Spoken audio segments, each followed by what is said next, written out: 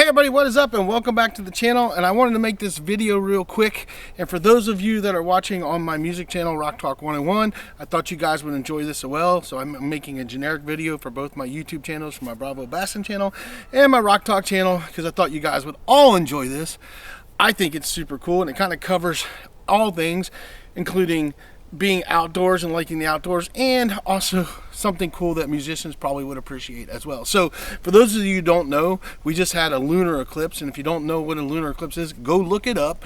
But in the short term is that what ends up happening is the earth casts a shadow over the moon, and it's also called a red moon or a blood moon, because what ends up happening, what happened is that after the shadow gets over the moon, it turns it into this really cool looking red moon. Now I was able to capture some really great pictures of this event happening last night, and I wanted to share it with you guys because it was so cool.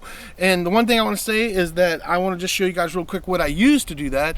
I used this Zoomel 130 for some of it, and then I used this Celestron StarSense Explorer DX5 for some of it as well. Two totally different telescopes, and I want to give a big shout out to Learn to Stargaze channel for all the education I've got from watching that channel and learning about different telescopes. It's just like anything, you need the right telescope for the right job, and you guys will see, because the images that I got off here that you're gonna see when the moon turns red were done with the Zoomel, and then the ones we were filming and taking pictures of as the shadow was casting were done with this. This is called a Maxu Cassegrain, if I got that right. If I got it wrong, any of you astronomer guys can correct me, but it's a Cassegrain telescope. And this is actually what's called a reflector telescope. It has a mirror down, it has two mirrors in it, it has a mirror down inside of it and stuff, and a big wide aperture, and totally different telescopes. And if you guys want to learn about that, that's something you have to Google and research on your own. I'm no expert when it comes to telescopes. I've just been learning about all this stuff, and I'm trying to get more educated on it, but I'm not an expert.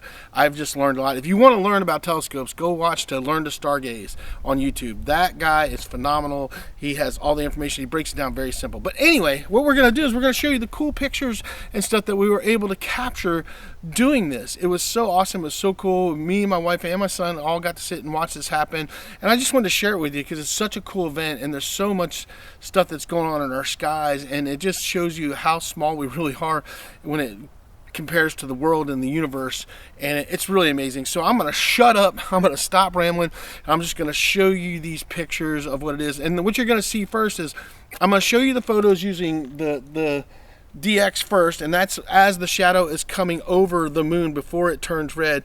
You're going to see these photos, and that's what you guys are going to be watching first, is the photos of it transitioning. And then once it transitions, we're going to switch over to the Zoomel 130, and you guys are going to see the photos of where the moon turns red and how cool that is. Now, just so you know, I was using this, and I was using my cell phone camera is what I did, and I have a camera mount that just mounts on the telescope lens right here like that, and this is how I shot all of it. So this is actually a Galaxy this is a Android Galaxy S22 is what I used, and I used the camera on that, and I used a camera mount that just mounts to the lens like that and sits there like that, and that's how I shot all these pictures last night. And I did it, and the mount works on both of these.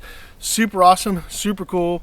I'm gonna shut up now, and I'm gonna show you guys these pictures. I hope you enjoy this, and then we'll wrap this up.